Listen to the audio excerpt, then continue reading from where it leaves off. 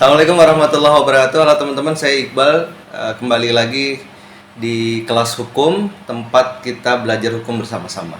Kali ini ada topik menarik yang mungkin juga banyak dibutuhkan oleh teman-teman di luar sana, baik itu keluarga, sahabat, ataupun masyarakat secara luas, yaitu tentang bagaimana sih cara mendapatkan bantuan hukum secara gratis.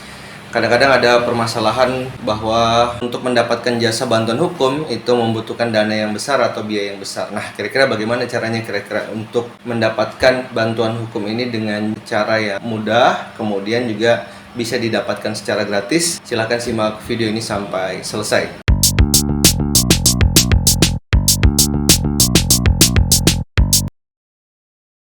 Teman-teman, hari ini kita akan bahas bagaimana sih cara mudah untuk bisa mendapatkan bantuan hukum secara gratis. Tentunya bantuan hukum secara gratis ini sebenarnya adalah bantuan hukum yang diberikan oleh negara atau difasilitasi oleh negara kepada orang-orang yang membutuhkan bantuan jasa hukum. Tentunya jelas segmentasinya adalah kepada orang-orang yang membutuhkan bantuan hukum tapi punya kendala dengan kemampuan finansial, atau dalam hal ini orang-orang yang dikategorikan lemah ekonominya atau tidak mampu membayar jasa hukum.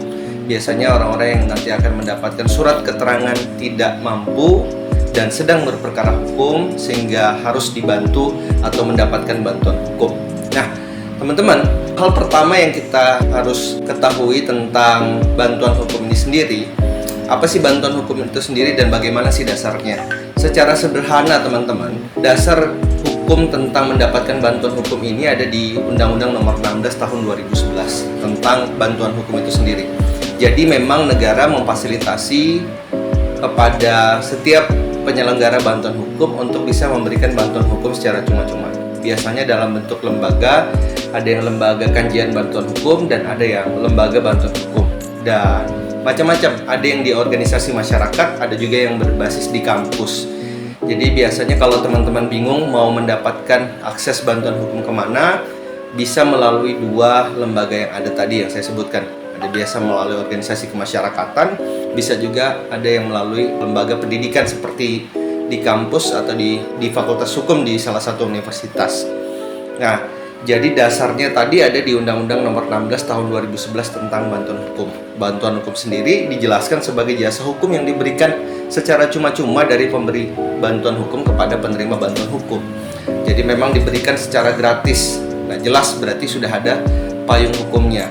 Sehingga bagi kita, teman-teman masyarakat, kemudian kenalan atau pergaulan secara meluas yang membutuhkan bantuan hukum, perlu disampaikan atau diedukasi bahwa ada salah satu cara untuk bisa mendapatkan bantuan hukum itu sendiri, dan itu sudah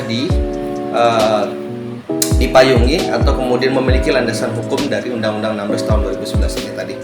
So, yang pertama adalah itu tadi tentang bagaimana apa itu bantuan hukum dan apakah sudah ada dasarnya. Jadi sudah jelas ya. Terus yang kedua, kira-kira syarat apa saja yang dibutuhkan untuk bisa mendapatkan bantuan hukum? Teman-teman, secara sederhana sebenarnya ada beberapa syarat yang penting untuk dimiliki ketika teman-teman mau mengurus bantuan hukum ke lembaga bantuan hukum atau pemberi bantuan hukum. Biasanya yang pertama adalah identitas diri. Nah, syarat-syarat ini perlu dilengkapi, identitas diri seperti KTP, ya, kemudian atau identitas diri lainnya yang misalnya dibutuhkan dan perlu dilampirkan di lembaga bantuan hukum yang nanti memberikan bantuan hukum kepada rekan-rekan atau teman-teman sekalian. Kemudian yang kedua tentunya surat keterangan tidak mampu atau bahkan surat keterangan miskin. Ada juga biasanya daerah yang tidak mengeluarkan lagi surat keterangan miskin atau surat keterangan tidak mampu. Biasanya bisa saja dengan surat keterangan membutuhkan bantuan hukum yang dikeluarkan dari kelurahan setempat atau kepala desa setempat, sehingga surat ini nanti yang dilampirkan ke lembaga bantuan hukum. Kemudian yang ketiga adalah uraian pokok tentang permasalahan yang rekan-rekan atau teman-teman hadapi. Jadi uraian-uraian ini jadi bahan untuk bisa disampaikan kepada lembaga bantuan hukum untuk bisa membantu teman-teman. Apa permasalahannya? Nah, apa yang kemudian menjadi kendala atau permasalahan hukum yang sedang dihadapi, sehingga itu nanti disampaikan dan itu nanti bisa menjadi sumber awal bagi pemberi bantuan hukum dalam rangka menyelesaikan permasalahan hukum yang teman-teman hadapi. Jadi itu dia.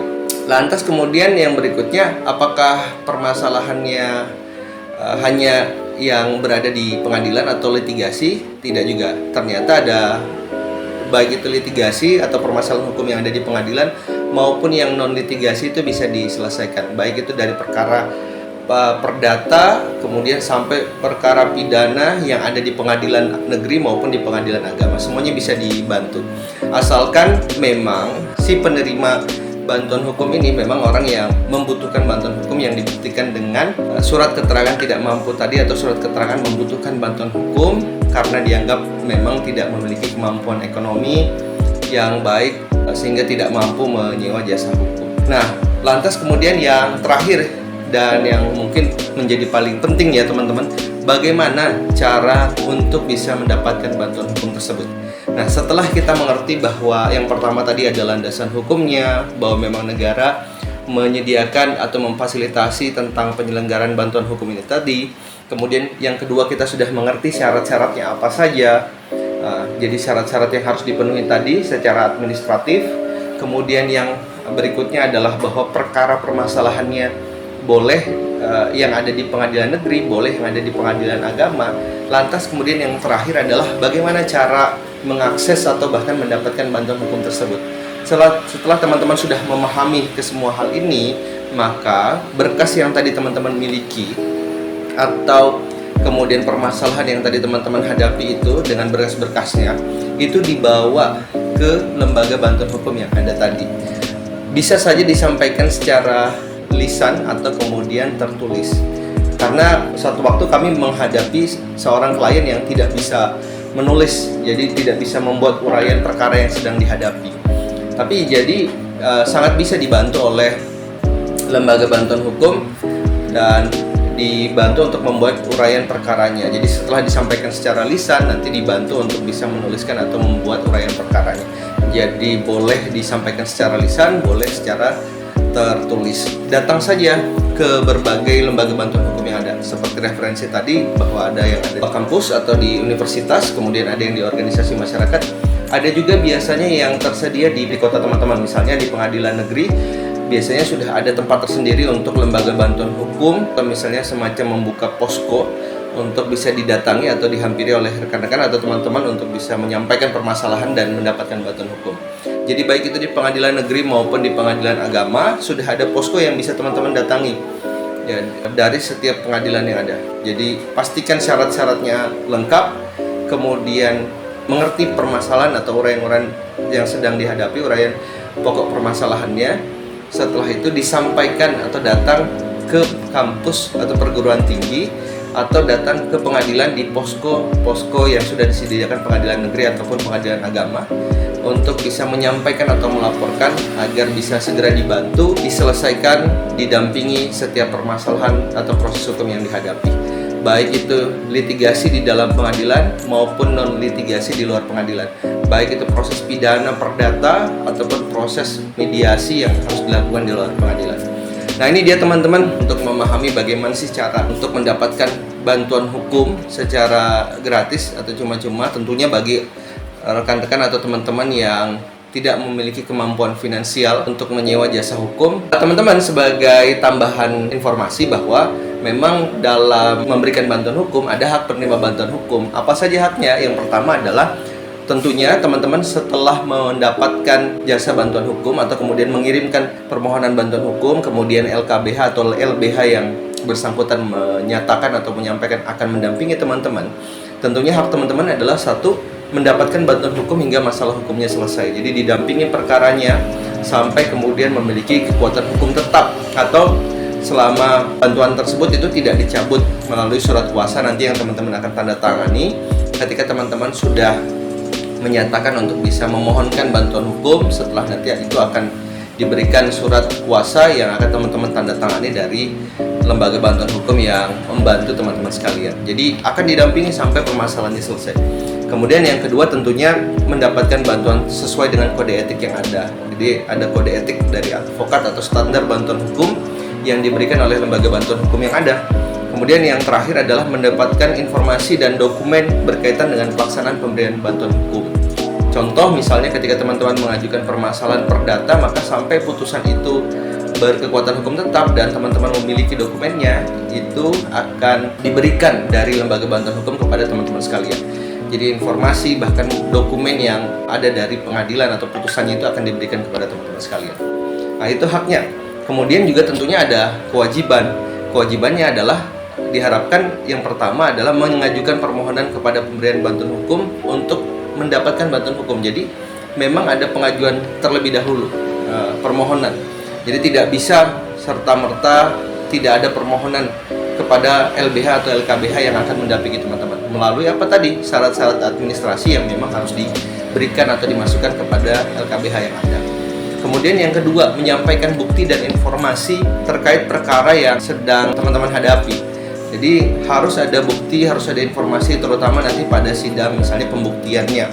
Di sidang pembuktiannya ada dokumen-dokumen yang bisa diberikan kepada kuasa hukumnya atau lembaga bantuan hukum yang mendampingi teman-teman untuk mempermudah proses nanti dalam perkara misalnya persidangan atau proses berperkara di pengadilan itu tadi. Kemudian yang ketiga ya tentunya membantu kelancaran pemberian bantuan hukum sesuai ketentuan yang berlaku. Ketika misalnya si pemberi bantuan hukum meminta teman-teman untuk hadir di pengadilan, kemudian membantu berkoordinasi untuk bisa menghadirkan saksi di pengadilan, nah teman-teman juga bisa harus membantu ya, tentunya harus membantu memberikan informasi kira-kira siapa saksi yang tepat untuk bisa dihadirkan sehingga ini menjadi bagian dalam rangka membantu kelancaran proses hukum yang sedang teman-teman hadapi. Kemudian tambahan berikutnya adalah memang seluruh proses yang teman-teman lakukan dan hadapi ini tidak dipungut biaya sama sekali. Nah, ini yang paling penting karena jika terbukti ya si pemberi bantuan hukum itu menerima atau bahkan meminta, nah ini bisa diperkarakan.